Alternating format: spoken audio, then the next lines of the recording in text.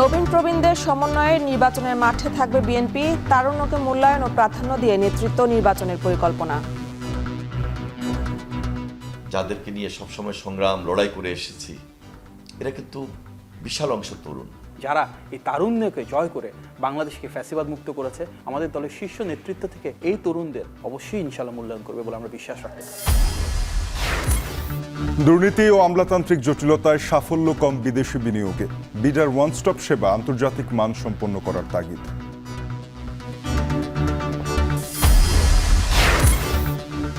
বগুড়ায় ফসলি জমি পুড়ছে ইটভাটায়, অভিযোগ দিয়েও সমাধান পানে স্থানীয়রা। মাটি কাটা বন্ধে নীতিমালা চায় কৃষি বিভাগ।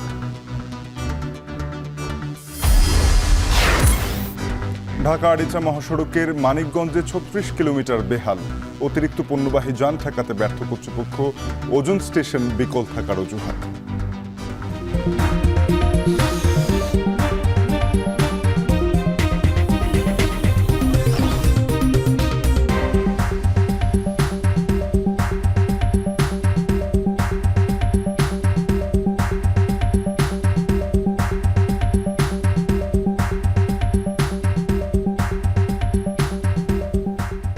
স্বাগত। এখন সকালে রাজেন্দ্রের সঙ্গে আছে আমরা দুজন, আমি মেহরিন আনি এবং আমি তানজিম শাফিন। আসন্ন নির্বাচনে বিএনপির মাঠে নামার ডাক কারা পাচ্ছেন না? অভিজ্ঞতা দিয়ে ঠাসা নাকি পুরোটাই তারুণ্য নির্ভর? এমন প্রশ্নের উত্তরে অভিজ্ঞরা বলছেন, নবীন প্রবীণদের সমন্বয়ই হচ্ছে দল, যেখানে তরুণরা হবে দলের ভ্যানগার্ড। আর কম অভিজ্ঞদের চাওয়া তরুণ ভোটারদের মতামতকে গুরুত্ব দিয়ে হোক নেতৃত্ব নির্বাচন। বিস্তারিত সিফাত শাহরিয়ারের প্রতিবেদনে।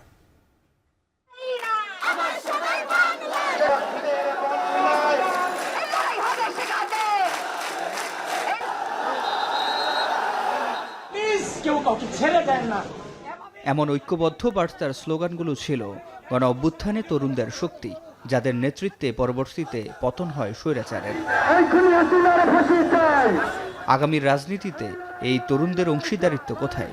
বিশেষ করে বড় রাজনৈতিক দল হিসেবে তরুণদের নিয়ে বিএনপি কি ভাবছে?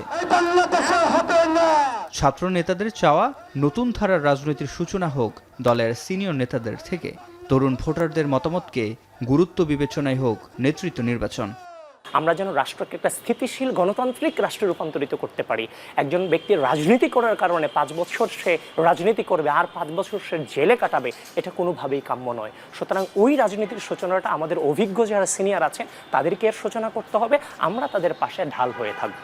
গত 3টি যে জাতীয় নির্বাচন, সেখানে তরুণরা কিন্তু কোনোভাবে তাদের মতামত প্রতিষ্ঠা করতে পারেনি। সুতরাং এবার যেহেতু সুযোগ হয়েছে একটি সবার ইলেকশন অংশগ্রহণ করা, তরুণরা ভোট দিবে, সুতরাং তরুণদের মতামতকে প্রাধান্য রেখে দল নেতৃত্ব নির্বাচন করবে, এটি আমরা জানতে পেরেছি।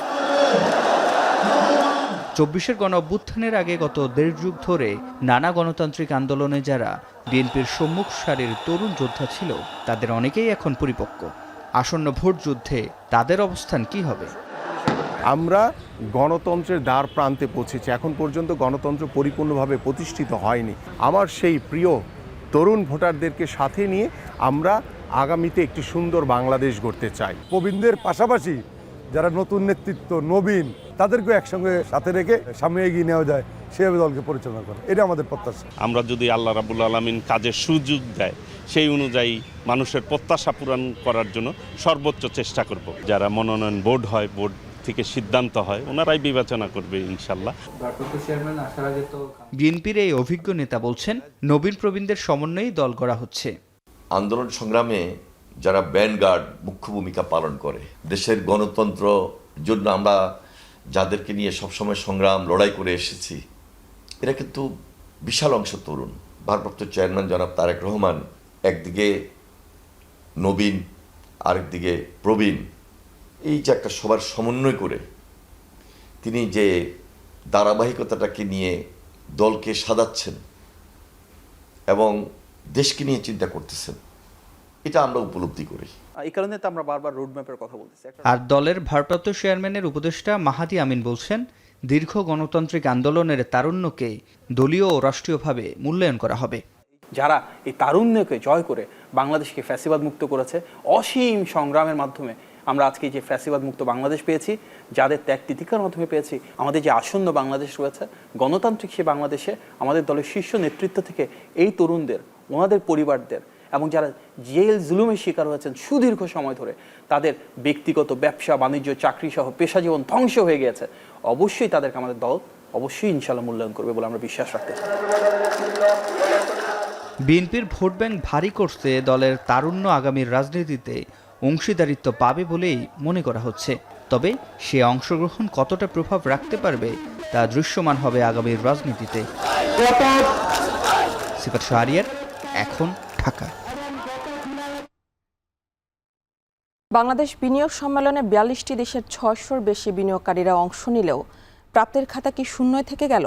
হিসেব বলছে ক্রমান্বয়ে দেশে কমেছে এফডিআই। সম্মেলনে তাৎক্ষণিক বিনিয়োগ উল্লেখযোগ্য না হলেও এই আয়োজনকে ইতিবাচক দেখছেন ব্যবসায়ীরা। বলছেন দুর্নীতি ও আমলাতান্ত্রিক জটিলতা সহ নানা সমস্যার সমাধান না হলে বিনিয়োগের সুফল আসবে না। রাজনৈতিক স্থিতিশীলতা ও দৃশ্যমান সমস্যা সমাধানের পাশাপাশি বিডার ওয়ান স্টপ সেবা আন্তর্জাতিক মানে উন্নীত করতে পারলেই বিদেশি বিনিয়োগের হাবে পরিণত হবে বাংলাদেশ।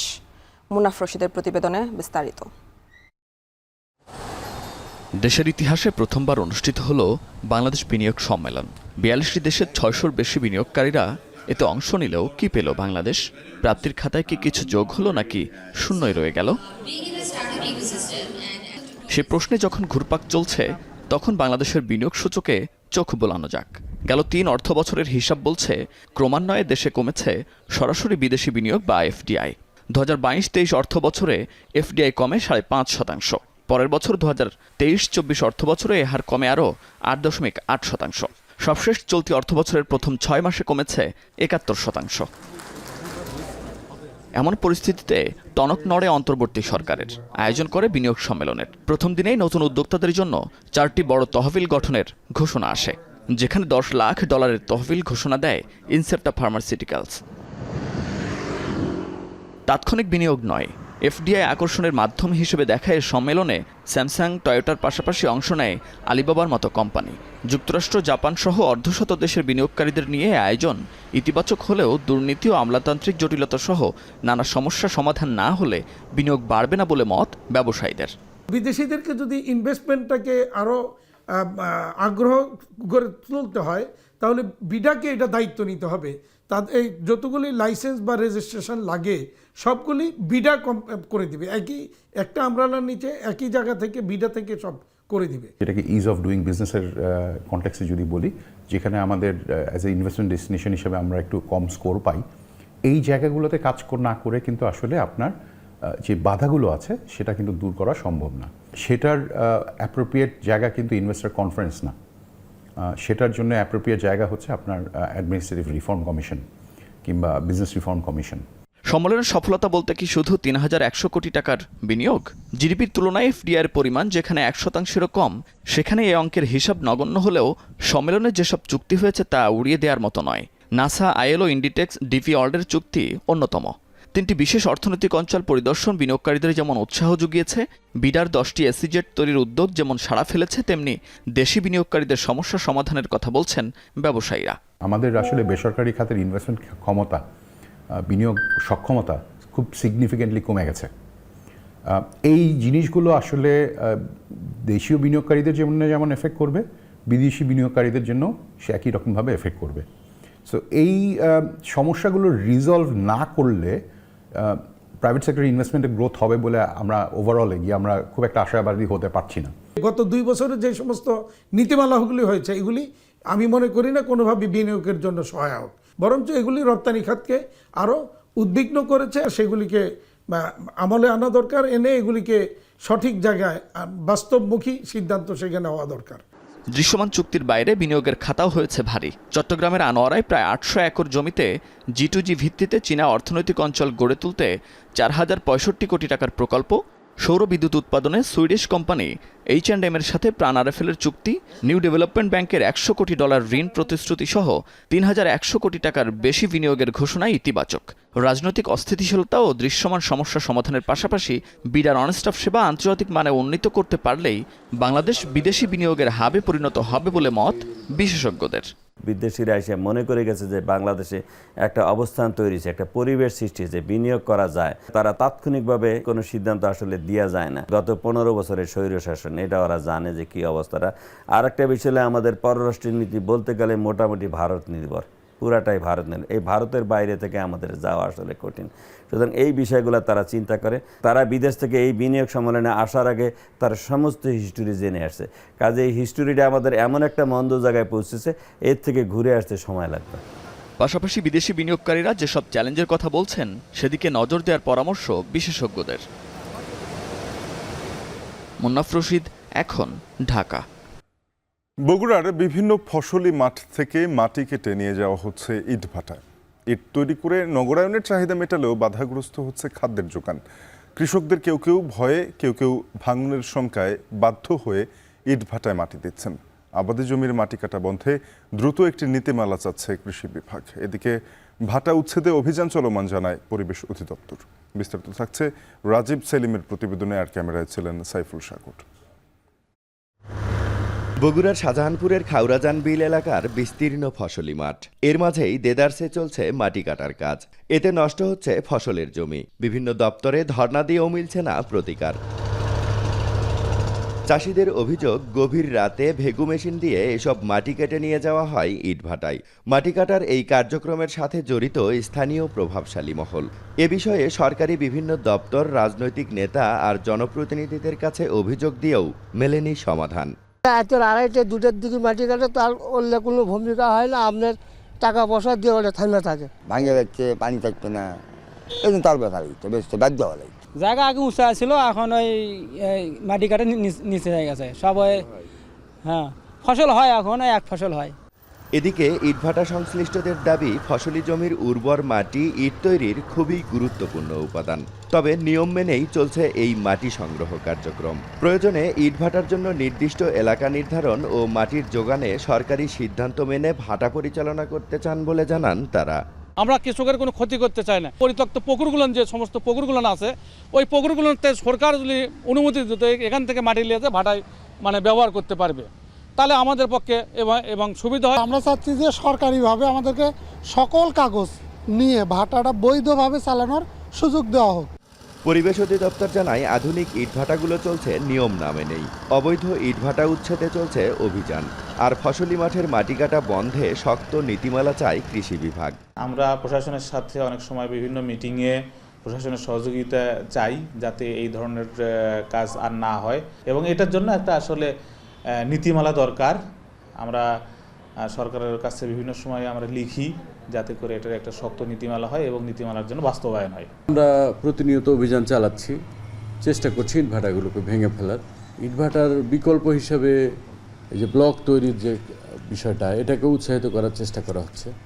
বগুড়া জেলায় গড়ে ওঠা 1.5 শতাধিক ইটভাটার মধ্যে চলতি বছরের শুরু থেকে এখন পর্যন্ত ভাঙা হয়েছে মোট 6টি ভাটা। রাজীব সেলিম, এখন, বগুড়া। অতিরিক্ত পণ্যবাহী যান ও মাটিবাহী ট্রাক চলাচলে ঢাকা আরিচা মহাসড়কের মানিকগঞ্জে 36 কিলোমিটার অংশ বেহাল হয়ে পড়েছে। বিভিন্ন স্থানে দেবে গেছে সড়ক, আবার কোথাও চলছে জোড়াতালি সংস্কার কাজ। এদিকে ওজন স্টেশন বিকল থাকার অজুহাত তুলে অতিরিক্ত পণ্যবাহী যান ঠেকাতে ব্যর্থ হচ্ছে কর্তৃপক্ষ। মানিকগঞ্জ থেকে আসাদ জামানের তথ্য ছবিতে বিস্তারিত। ঢাকা আরিচা মহাসড়ক রাজধানীর সঙ্গে এ মহাসড়কটি দক্ষিণ পশ্চিমাঞ্চলের 21টি জেলার সংযোগ স্থাপন করেছে। অর্থনৈতিকভাবেও মহাসড়কটি বেশ গুরুত্বপূর্ণ। তবে এ মহাসড়কটি দীর্ঘদিন ধরে জোড়াতালির সংস্কার দিয়ে চলছে। অতিরিক্ত মাটি বোঝাই ডাম্পট্রাক ও পণ্যবাহী যান চলাচলে মানিকগঞ্জ অংশের বারোবাড়িয়া থেকে আরিচা পর্যন্ত প্রায় 36 কিলোমিটার অংশে অন্তত 10টি পয়েন্ট ঝুঁকিপূর্ণ হয়ে উঠেছে। কোথাও কোথাও দেবে গেছে, কোথাও আবার সাময়িকভাবে সংস্কারের পর উঁচু হয়ে আছে। মহাসড়কের পরিস্থিতি যে ভয়াবহ অবস্থা, এটাকে তো হাইওয়ে রাস্তা বলা যায় না, এটা হচ্ছে টিউমার রাস্তা বলি আমরা। জায়গায় জায়গায় ভেঙে গেছে, জায়গায় জায়গায় দাবিয়ে গেছে। আমাদের এই লোড বোঝাই করা গাড়ি নিয়ে যাইতে খুব কষ্ট হয়। গাড়ি চালানোর সময় একটু কম বেশি হলে ড্রাইভার হেল্পার দুজনেরই জীবনের ঝুঁকি। সড়ক পরিবহন আইন অনুযায়ী যানবাহনে নির্ধারিত ওজনের বেশি পণ্য পরিবহনে তাৎক্ষণিক দণ্ডের বিধান থাকলেও বাস্তবে তার কোনো প্রতিফলন নেই। ব্রিকের যে মাটিগুলা নেয়, এই মাটির কারণে বৃষ্টি ভিজলে রাস্তা পিছলে হয়ে যায়, মোটরসাইকেল চালানো খুবই কষ্ট হয়ে যায়। এই রাস্তায় উঁচু থাকার কারণে অনেক দুর্ঘটনা প্রায়ই তো ঘটে। এদিকে ছাত্র জনতার আন্দোলনে গেল 5 আগস্ট ওজন স্টেশনটি ভাঙচুর করায় সেটি বিকল হয়ে পড়ে। এখনও মেরামত না করায় ওভারলোড যানবাহনের বিরুদ্ধে জরিমানা বন্ধ রয়েছে। তবে সড়ক ও জনপথ বিভাগ বলছে মহাসড়কটির 18 কিলোমিটার অংশ সংস্কারে প্রকল্প নেওয়া হয়েছে। পিএমপি মেজরের আওতায় একটা ডিভিএসটি রিপেয়ারের প্রোগ্রাম আছে, সেটা হচ্ছে আমাদের শুরু হয়েছে জানুয়ারি থেকে এবং শেষ হবে হচ্ছে জুলাইতে। 6 মাসের মধ্যে আমাদের ওয়ার্ক অর্ডার দেওয়া আছে। আশা করি আমরা জুলাইয়ের মধ্যে আমরা কাজটা শেষ করতে পারবো। বালু বা মাটি পরিবহনের ক্ষেত্রে সরকারের নিয়ম হচ্ছে এগুলো আচ্ছাদিত করে রাখতে হবে, যাতে এগুলো পরে বা ধুলা আকারে উড়ে গিয়ে মানুষের ক্ষতি না করে বা রাস্তার ক্ষতি না করে। এই বিষয়গুলো আমরা কঠোরভাবে নজরদারির মধ্যে রাখি। মাঝে মাঝে ব্যত্যয় হয়, আমরা তাদেরকে ধরতে পারলে আইনের আওতায় নিয়ে আসি। আইন না মানা, ওভারলোড বালু ও মাটি বহনকারী ট্রাকের দৌরাত্ম্য, সেই সাথে আইন প্রয়োগকারী সংস্থার সঠিক তদারকি না থাকার কারণে প্রতিদিনই ধুঁকছে দেশের অন্যতম ঢাকা-আরিচা মহাসড়কটি। সংশ্লিষ্টদের দাবি, দ্রুত আইন প্রয়োগ আর টেকসই মেরামত করা না হলে পুরোপুরি অনুপযোগী হয়ে পড়বে যান চলাচলের। আসাদ জামান, এখন, মানিকগঞ্জ। গাজীপুরে ডিবি পরিচয়ে নগদের এক ডিস্ট্রিবিউশন হাউসে ঘটে গেছে সিনেমার মতো এক ডাকাতির ঘটনা। অস্ত্রের মুখে জিম্মি করে ভল্ট ভেঙে লুটে নেওয়া হয়েছে প্রায় 1 কোটি টাকা। 5 দিন পার হলেও গ্রেফতার হননি কেউ। পুলিশের ভূমিকা নিয়ে প্রশ্ন তুলেছেন ভুক্তভোগীরা। ইফতেখার রায়হানের প্রতিবেদন। গাজীপুর মহানগরের ব্যস্ততম এলাকা চান্দনা চৌরাস্তার রিয়াজ টাওয়ার ভবনের 6ষ্ঠ তলায় মুঠোফোনে আর্থিক সেবাদাতা প্রতিষ্ঠান নগদের ডিস্ট্রিবিউটর এজেন্টের অফিস। 14 এপ্রিল বিকেলে গোয়েন্দা পুলিশের পরিচয়ে ঢুকে পড়ে একদল ডাকাত। প্রথমেই তারা সিসিটিভির সংযোগ বিচ্ছিন্ন করে, পরে অস্ত্রের মুখে জিম্মি করে ফেলে অফিসের কর্মকর্তা কর্মচারীদের। ভল্ট ভেঙে নিয়ে যায় 98,18,000 টাকা। ঢুকেই ডিবি পরিচয় দেয়। যখন আমি জানতে চাই আপনারা কোন থানা থেকে আসছেন, তখন আমার উত্তম মধ্যম মার শুরু করে এবং পরবর্তীতে তারা একটা রুমের ভিতরে আমাদের 6 জনকে এক রুমের ভিতর নিয়ে যায় অস্ত্র ঠেকায় যে তোদেরকে মারে ফেলবো, গুলি করব। তাদের কাছে হ্যান্ডকাপও ছিল, গুলি ছিল, হকি টকি ছিল 2টা। থাকার পরে তারা এক পর্যায়ে আমাদেরকে এক রুমে আটকায় এপাশ থেকে সব বোল্ট খুলে টাকা নিয়ে যায়। আমরা যে 6 জন ছিলাম, 6 জনরা এক জায়গায় জড়ো করে মেরে একটা রুমের মধ্যে নিয়ে যায়, অস্ত্রের সম্মুখীন করে পরে আমাদের ভোল্টের যে টাকা ছিল 98,18,000 টাকা এটা নিয়ে গেছে। সিসিটিভি ফুটেজ এবং পুলিশের প্রাথমিক তদন্তে বেরিয়ে এসেছে চাঞ্চল্যকর তথ্য। ঘটনায় জড়িত ছিলেন ওই প্রতিষ্ঠানেরই একজন কর্মকর্তা। ঘটনার পর থেকেই তিনি পলাতক। তবে সিসিটিভিতে 6 জনকে দেখা গেলেও 3 থেকে 4 জনকে অজ্ঞাতনামা আসামি করা হয়েছে মামলায়। অভিযোগ আছে গণমাধ্যমকে এ বিষয়ে তথ্য জানাতেও বাধা দিয়েছে পুলিশ, যা মামলার স্বচ্ছতা নিয়েই প্রশ্ন তোলে। থানা থেকে বলছিল যে আপনারা মিডিয়াতে জানাইলে এই যে আসামিরা খুব পালাই যাওয়ার পসিবিলিটি আছে, আপনারা মিডিয়াতে আপাতত 72 ঘন্টা পরে জানান। ওনারা 6 জন লিখতেছে না, 3-4 জন লিখতেছে বারবার। তা আমি বারবার বলতেছি যে আমার সিসিটিভি বলে যে স্পষ্ট 6 জন আছে। তো পরে উনি তারপরে ওসি স্যার বলতেছে এটা পরবর্তীতে চেঞ্জ করে দিতে পারবো, আমরা যদি তদন্তের পরে এটা আমরা চেঞ্জ করে নিব। আমাদের যে সিসি ফুটেজগুলো আমরা বিভিন্ন জায়গা থেকে কালেক্ট করছি, মোটামুটি আমরা 95%ই আমরা কালেক্ট করে ওনাদেরকে দিচ্ছি। কিন্তু এর পরবর্তীতে যে আমরা ওনাদের কার্যক্রম যে আসলে আসামিকে ধরার জন্য বা অন্য কোনো অ্যাকশনে যাওয়ার জন্য আসলে ওইভাবে আমরা পাচ্ছি না। এদিকে ঘটনার 5 দিন পেরিয়ে গেলেও এখনও গ্রেফতার হয়নি কেউ। অভিযোগ উঠেছে প্রকাশ্যে ডাকাতি হলেও দস্যুতার মামলা দিতে বাধ্য করা হয়েছে, যদিও বিষয়টি অস্বীকার করেছে পুলিশ। ধারা সংশোধন করার সুযোগ আছে, এটা এমন কোনো কিছু না। যদি এরকম হয় সেক্ষেত্রে এটা ডাকাতি মামলা টার্ন করা যাবে, এটা কোনো সমস্যা নেই। সংখ্যাগত বিচারে মামলা যে কোনো সময় একটা পেয়ার দিয়ে ঠিক করা যাবে, ঠিক আছে। আর এই ব্যাপারে তাহলে একটু ইনস্ট্রাকশন দিয়ে দেওয়া হচ্ছে, ওরা কাজ করতেছে। প্রায় গোয়েন্দা পুলিশের ছদ্মবেশে দিনে দুপুরে ডাকাতিতে স্পষ্ট হচ্ছে শহরের নিরাপত্তা ব্যবস্থার দুর্বলতার চিত্র। আর্থিক ও ব্যবসা প্রতিষ্ঠান ঘিরে নিরাপত্তা ব্যবস্থা আরও জোরদার করার দাবি নগরবাসীর। ইফতেখার রায়হান, এখন, গাজীপুর। সপ্তাহ ব্যবধানে শেরপুরের বাজারের দাম বেড়েছে বেশিরভাগ সবজির। কেজিতে 10 থেকে 20 টাকা পর্যন্ত বেড়েছে দাম। এছাড়া চাঁপাইনবাবগঞ্জের বাজারে কেজি প্রতি 30 থেকে 40 টাকা পর্যন্ত বাড়তি দামে বিক্রি হচ্ছে পেঁয়াজ ও রসুন। বিস্তারিত জানাতে শেরপুরের নবীনগর হাজির বাজার থেকে যুক্ত হচ্ছেন জাহিদুল হাসান সৌরভ এবং চাঁপাইনবাবগঞ্জের পুরাতন কাঁচা বাজার থেকে যুক্ত হচ্ছেন সোহান মাহমুদ। প্রথমেই চলে যাব শেরপুরের সৌরভের কাছে। সৌরভ, শেরপুরের বাজারের সবজির দাম বাড়ার কারণ কি জানাবেন?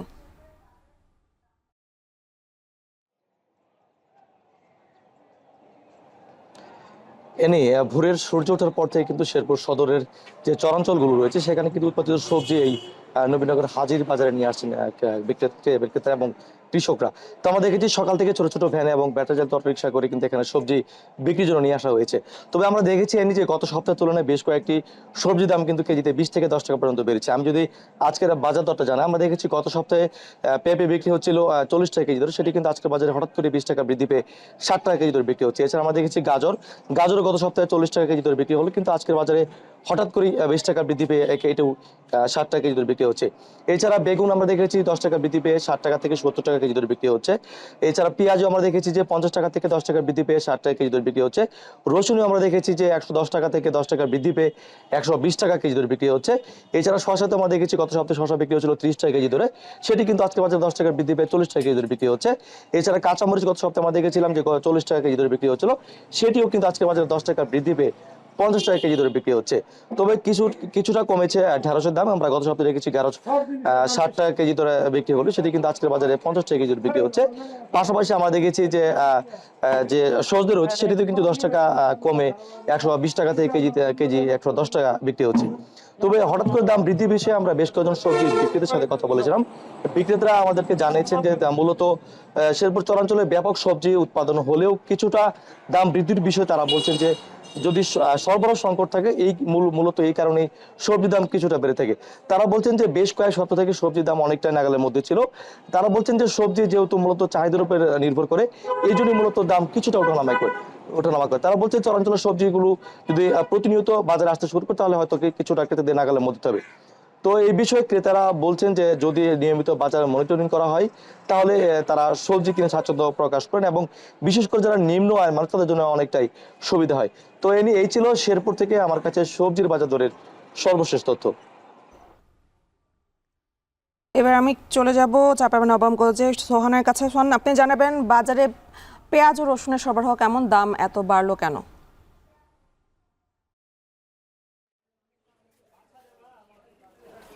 সকাল থেকে আমরা অবস্থান করছি চাঁপাইনবাবগঞ্জের পুরাতন বাজারে। এখানে এসে দেখলাম গত এক সপ্তাহের ব্যবধানে পেঁয়াজের দাম বেড়েছে কেজিতে 30 থেকে 40 টাকা পর্যন্ত এবং রসুনের দাম বেড়েছে কেজিতে 35 থেকে 40 টাকা পর্যন্ত। গত এক সপ্তাহ আগে চাঁপাইনবাবগঞ্জের সবগুলো বাজারে পেঁয়াজ বিক্রি হচ্ছিল 30 থেকে 35 টাকায়, যা এখন 60 থেকে 65 টাকায় গিয়ে ঠেকেছে এবং রসুন বিক্রি হচ্ছিল 80 থেকে 85 টাকায়, এখন বিক্রি হচ্ছে 130 থেকে 35 টাকায়।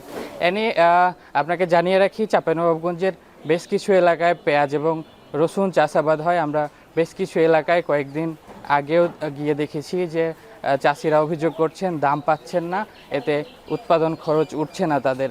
তবে গত এই 4 দিন থেকে যে দাম বৃদ্ধি পেয়েছে এটির কারণ হিসেবে চাষিরা বলছেন চাষিরা যেসব পেঁয়াজ এখন পর্যন্ত সংরক্ষণ করে রেখেছেন এই পেঁয়াজগুলো তারা এখন বিক্রি করবেন না, আর যে পেঁয়াজগুলো বিক্রি করে দিয়েছেন এগুলো মূলত তৃতীয় পক্ষের কাছে চলে গেছে, এক কথায় একটি সিন্ডিকেটের কাছে চলে গেছে। তারা এখন এই দামগুলো বাড়িয়ে দিচ্ছেন বলে আমাদেরকে অভিযোগ করেছেন।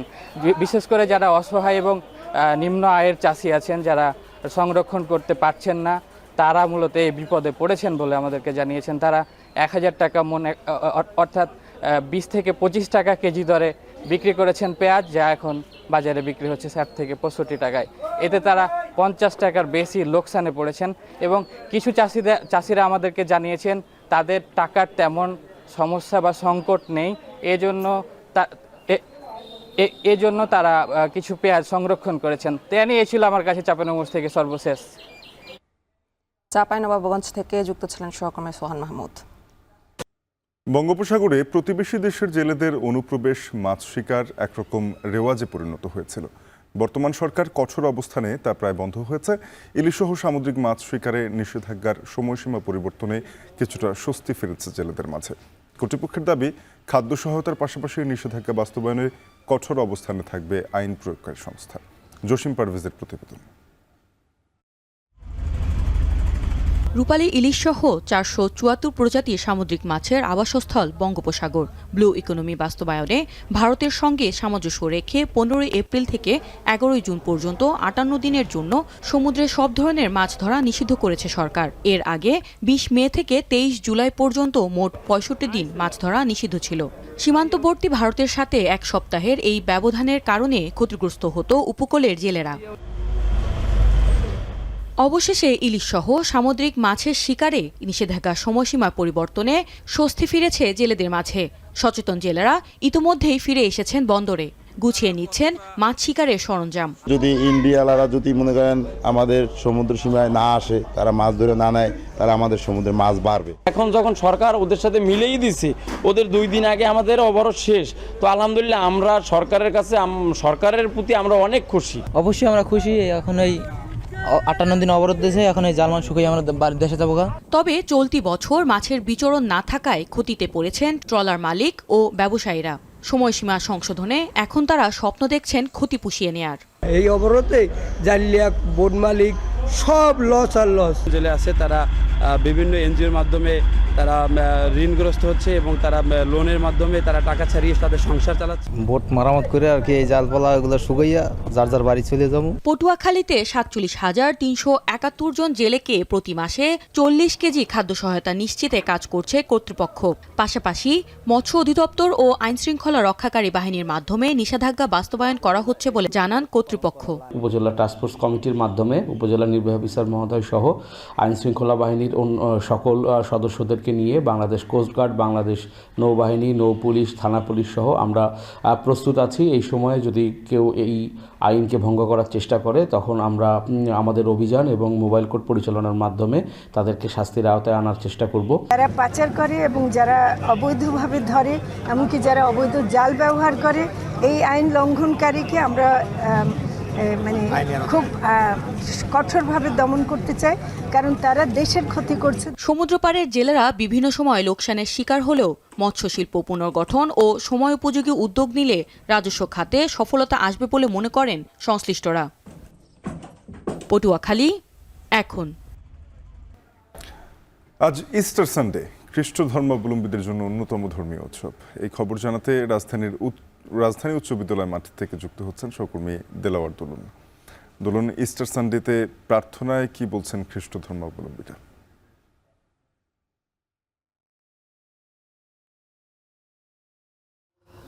শাফিন, সকাল থেকে যে প্রার্থনা শুরু হয়েছে এরই মধ্যে প্রায় শেষ হতে চললো। আমরা দেখেছি যে প্রার্থনার মধ্য দিয়ে মূলত দেশবাসীর জন্য মঙ্গল কামনা করা হয়েছে। একইভাবে আমরা দেখেছি যে যেন দেশের স্থিতিশীলতা বজায় থাকে, শান্তি বজায় থাকে, সে বিষয়টি বারবারই আজকের এই প্রার্থনায় তারা তুলে ধরেছেন। আপনাকে যদি জানিয়ে রাখি, খ্রিস্টান ধর্মাবলম্বীদের মতে প্রায় 2000 বছর আগে পূর্ণ শুক্রবার বিপদগামী ইহুদি শাসক গোষ্ঠী তাদের কুসংস্কার শাসন ব্যবস্থা অক্ষুণ্ণ রাখার স্বার্থে মূলত শিশু খ্রিস্টকে অন্যায়ভাবে ক্রুশবিদ্ধ করে হত্যা করেছিল বলে তারা বলছেন। আর মৃত্যুর 3য় দিবসে রোববার তিনি আবারও জেগে ওঠেন। মূলত যীশু খ্রিস্টের পুনরুত্থানের এই রোববারকে ইস্টার সানডে বলা হয়ে থাকে। আর ইস্টার সানডে বিশ্বের খ্রিস্টান ধর্ম অবলম্বী যারা রয়েছেন তাদের কাছে একটি আনন্দের বিষয় হিসেবে দেখা হয়। আর যদি জানিয়ে রাখি যে বড়দিনের মতো ইস্টার সানডে নির্দিষ্ট কোনো তারিখে পালিত না হলেও 21 মার্চের পর প্রথম যখন আকাশে পূর্ণ চাঁদ দেখা যায় তারপরে রবিবার মূলত পালন করা হয় ইস্টার সানডে। পাপের বিরুদ্ধে জয় হিসেবে যিশুর যে পুনরুত্থান খ্রিস্টান সম্প্রদায়ের কাছে গুরুত্বপূর্ণ ধর্মীয় উৎসব হিসেবেও এটিকে দেখা হয়ে থাকে। আমরা দেখেছি যে দিবসটি ঘিরে প্রায় প্রতিটি চার্চ অপরূপ সাজে সজ্জিত করা হয়েছে। একই সাথে সকালে আমরা দেখেছি প্রায় প্রত্যেকটি চার্চে খ্রিস্টান সম্প্রদায় খ্রিস্ট যোগ এবং প্রার্থনা তারা করেছেন। আর দিনটি উপলক্ষে প্রাতকালীন প্রার্থনা করতেও আমরা তাদেরকে দেখেছি। আর যদি জানিয়ে রাখি যে সকাল থেকে যে আয়োজনকে ঘিরে মূলত তারা সকাল থেকে এসে ভিড় করেছেন। একইভাবে তারা বলছিলেন যে এই প্রার্থনার মধ্য দিয়ে যে আগামী যে দিনগুলো রয়েছে সেটিও যেন ভালো কাটে, দেশের জন্য তারা দোয়া করেছেন। বিশ্বের যে শান্তি প্রতিষ্ঠা হয় সেটার জন্য তারা দোয়া করেছেন। আমরা তাদেরকে আরো দেখেছি যে যারা প্রার্থনা করতে এসেছেন কিংবা যে সময়গুলোকে স্মরণ করতে এসেছেন, তারা বলছেন যে যিশু সবসময় তাদের সঙ্গে রয়েছেন। তাদেরকে স্মরণ করার মধ্য দিয়ে মূলত শান্তির বার্তা বয়ে যাবে সারা বিশ্বে এবং দেশে শান্তি প্রতিষ্ঠা হবে। আমরা আরেকটু দেখেছি যে, যদি জানিয়ে রাখি যে আজকের যে আয়োজন রাজধানী উচ্চ বিদ্যালয়ের মাঠে, সেটি ঠিক সকাল ঠিক সূর্য ওঠার থেকে শুরু হয়েছে আর এখনো চলছে। আর এই আয়োজন হয়তো খুব শেষ পর্যায়ে এসেছে, হয়তো তাদের আরও কিছু আনুষ্ঠানিকতা রয়েছে, সেগুলোর মধ্য দিয়ে হয়তো শেষ হবে। আমরা যদি জানিয়ে রাখি যে এই আয়োজন একযোগে সবগুলো চার্চের অনুষ্ঠিত হচ্ছে, তবে সবচেয়ে যে বড় আয়োজন সেটি মূলত রাজধানী অর্থাৎ রাজধানী উচ্চ বিদ্যালয়ের মাঠে। তো শাফিন, এই ছিল রাজধানী উচ্চ বিদ্যালয় মাঠের আয়োজনে আমার কাছে থাকা সবশেষ প্রার্থনা করি। সহকর্মী দেলাওয়ার দুলন যুক্ত হয়েছিলেন, জানাচ্ছিলেন রাজধানীতে ইস্টার সানডের আয়োজন নিয়ে। দেশে দেশেই ভিন্ন আয়োজনে উদযাপিত হচ্ছে যিশুর পুনরুত্থান দিবস। যিশুর বেদনা বুঝতে ক্রুশবিদ্ধ হওয়া কিংবা কাটা বিছানো পথ পাড়ি দেয়া, ডিমকে লোহার জুতা পরানো থেকে শুরু করে বিশ্বাসঘাতক জুডাসকে তাড়ানো, এমন নানা প্রতীকী আয়োজনে চলছে দেশে দেশে। ইস্টার সানডে উপলক্ষে সুস্বাদু কেক আর চকলেটের পসরা বসেছে দোকানে দোকানে। বিস্তারিত জানাচ্ছেন নুছাত কামাল। ইতালির রোমে কলোসিয়ামে লাখো ধর্মপ্রাণ ক্যাথলিক শুক্রবার উদযাপন করেন গুড ফ্রাইডের রীতি ওয়ে অফ ক্রস। যিশু খ্রিস্টকে ক্রুশবিদ্ধ করার দিনটিকে গুড ফ্রাইডে হিসেবে প্রতি বছর পালন করেন সারা বিশ্বের ধর্মপ্রাণ খ্রিস্টানরা। মর্মান্তিক দিনটিকে স্মরণ করেন দিনভর না খেয়ে থেকে এবং প্রায়শ্চিত্তের মাধ্যমে। দক্ষিণ পূর্ব এশিয়ার দেশ ফিলিপাইনে নিজেদের আঘাত করে কেউ কেউ ক্রুশবিদ্ধ হয়ে যিশুর বেদনা অনুভব করার চেষ্টা করেন। Habang tumatagal dahil yung dugo natin pababa na pababa, nararamdaman na nating nawawala na po yung sakit. Kaya nagtatagal tayo sa krus. যুক্তরাজ্যে লন্ডনের ট্রাফালগার স্কয়ার, জার্মানির ফ্রাঙ্কফুর্ট থেকে শুরু করে এমনকি সিরিয়া, লেবাননের মতো মুসলিম অধ্যুষিত অনেক দেশে খ্রিস্টান ও ক্যাথলিক সংখ্যালঘুরাও নানা আয়োজন ও ধর্মীয় ভাবগাম্ভীর্যে পালন করেন গুড ফ্রাইডে। আর এর মধ্য দিয়েই যিশুর পুনরুত্থানের দিন ইস্টার সানডের ক্ষণ গণনা শুরু হয় দেশে দেশে। সপ্তাহব্যাপী ইস্টার উৎসব ব্রাজিলে শুরু হয় ঐতিহ্যবাহী মশাল মিছিলের মধ্য দিয়ে। প্রতিবেশী বলিভিয়ায় প্রায় 200 আর্জেন্টাইন, পেরুভিয়ান ও বলিভিয়ান শিল্পী বালুর ভাস্কর্যে ফুটিয়ে তোলেন পবিত্র বাইবেলের বিভিন্ন চরিত্র। দক্ষিণ আমেরিকার আরেক দেশ গুয়াতেমালায় কাঁটা বিছানো পথ পাড়ি দিয়ে যিশুকে স্মরণ করেন মায়া সম্প্রদায়ের মানুষেরা। খ্রিস্ট ধর্মাবলম্বীদের বিশ্বাসে পবিত্র সপ্তাহে 300 বছরের পুরনো রীতি অনুসরণে সায়োনিজ উদযাপন করেন হাজারো Mexican. Va creciendo cada vez más esta costumbre y empiezan desde bien niños y hasta ya hay personas bien adultas que todavía año con año siguen vistiendo. Easter মৃত্যুকে অতিক্রম করে জীবনের উদযাপন। খ্রিস্টান ধর্মবিশ্বাসে দিনটির অন্যতম প্রতীক ডিম। উর্বরতা আর পুনর্জন্মের প্রতীক ডিম ইস্টার উৎসবে ফাঁকা সমাধির প্রতিনিধিত্ব করে, যেখান থেকে পুনরুজ্জীবিত হয়েছিলেন যিশু। আর তাই ইস্টারের সাজসজ্জা, প্রদর্শনী থেকে শুরু করে খাওয়া দাওয়ার অন্যতম অনুষঙ্গ ডিম। বিশেষ করে ডিমের আদলে বিশাল বিশাল চকোলেট তৈরির এই মৌসুমে ব্যস্ত সময় পার করে বেলজিয়াম সহ সুস্বাদু চকোলেটের জন্য বিখ্যাত বিভিন্ন দেশের বাঘা বাঘা সব প্রতিষ্ঠান।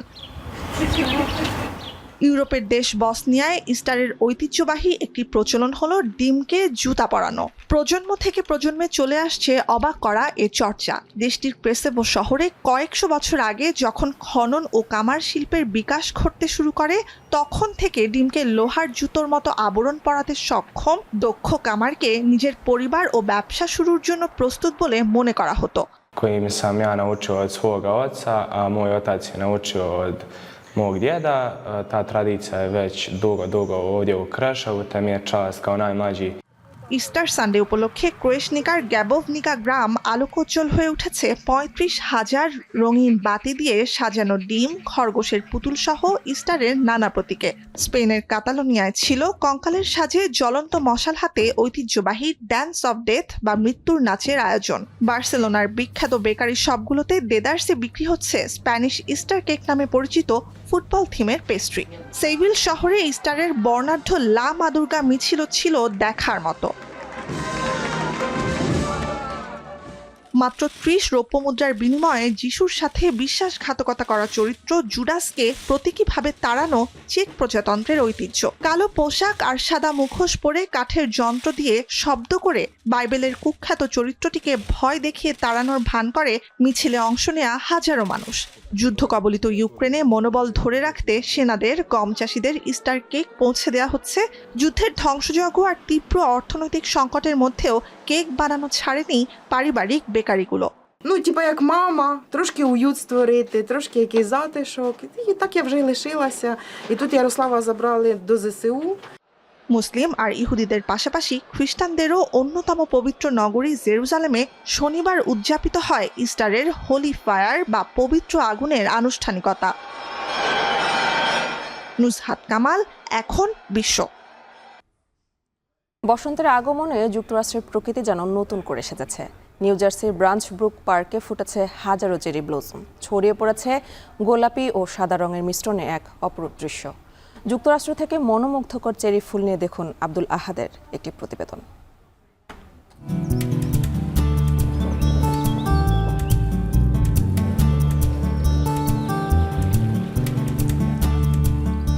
বসন্ত মানেই প্রাণের জাগরণ, আর সেই প্রাণের রং যেন ফুটে উঠেছে গার্ডেন স্ট্রিট নামে পরিচিত নিউ জার্সির নোয়াক ব্রঞ্চ ব্রুক পার্কে। এখানে যেদিকেই চোখ যায় যেন এক রঙিন গোলাপি জগৎ, মনোমুগ্ধকর চেরি ফুলের সমারোহ। প্রতি বছর মার্চ এপ্রিলে যখন শীতের পর হিমেল হাওয়া গা ছুঁয়ে যায়, তখনই প্রকৃতি তার ক্যানভাসে আঁকে এই অপূর্ব সৌন্দর্য। চেরি গাছের পুষ্পবৃষ্টি যেন জানান দেয় বসন্ত এসেছে। কূটনৈতিক ও সাংস্কৃতিক বন্ধনের প্রতীক হিসেবে ১৯১২ সালে জাপান ওয়াশিংটন ডিসিতে ৩,০২০টি চেরি গাছ পাঠায়। সেই থেকে যুক্তরাষ্ট্র জুড়ে চেরি ব্লসমের বিচরণ। আজ সেগুলোই হয়ে উঠেছে দেশটির বসন্তের প্রতীক। ৫,৩০০-র বেশি চেরি গাছের সমাহারে সাজানো যুক্তরাষ্ট্রের বৃহৎ এই পার্ক ওয়াশিংটন ডিসির চেরি ব্লসম প্রদর্শনীকেও ছাড়িয়ে গেছে। প্রতি বছর হাজারো দর্শনার্থী আসেন এর সৌন্দর্য উপভোগ করতে। Come from Kenya, come here every year because of the cherry blossom. It's really beautiful.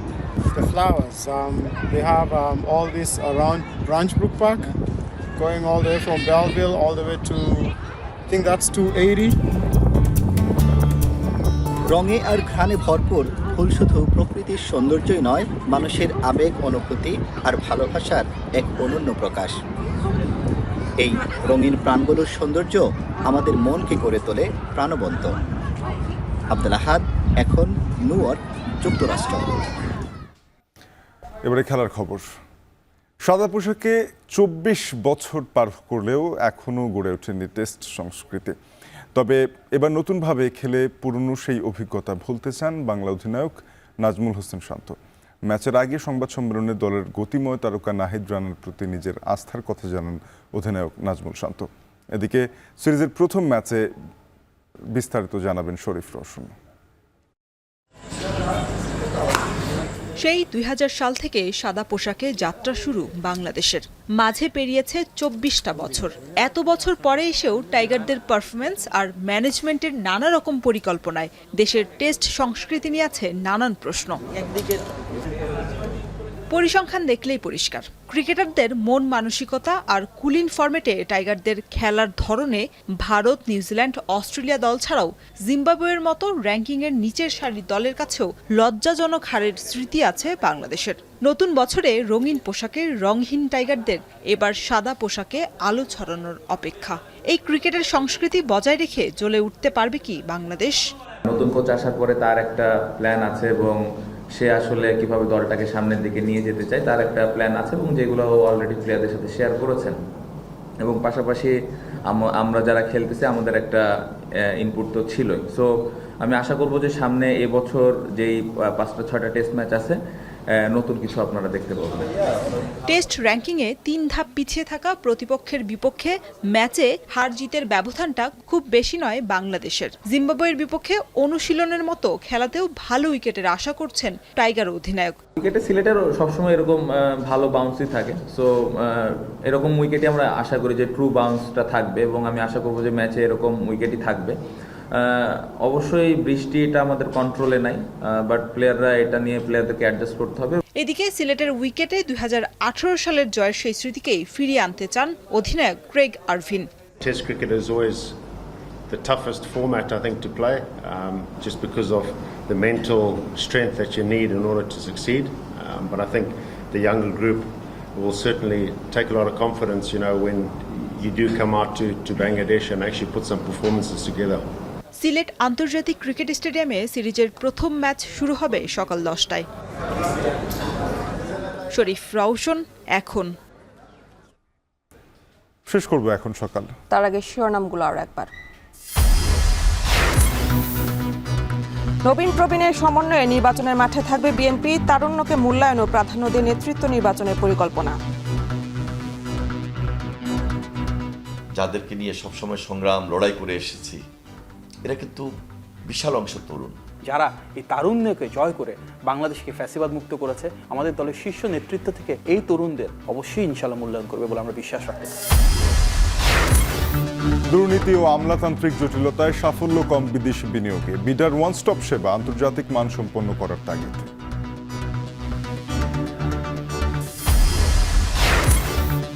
বগুড়ায় ফসলি জমি পড়ছে ইট ভাটায়, অভিযোগ দিয়েও সমাধান পাননি স্থানীয়রা। মাটি কাটা বন্ধে নীতিমালা চায় কৃষি বিভাগ।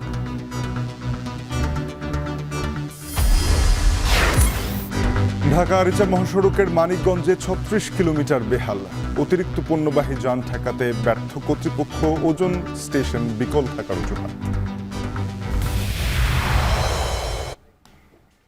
শেষ করছে এখন সকাল। এখন টেলিভিশন ওয়েবসাইটে দেখতে ভিজিট করুন www.ekhon.tv। যুক্ত থাকুন ফেসবুকে facebook.com/tv.ekhon এবং ইউটিউবে দেখতে ভিজিট করুন youtube.com/c/ekhon tv।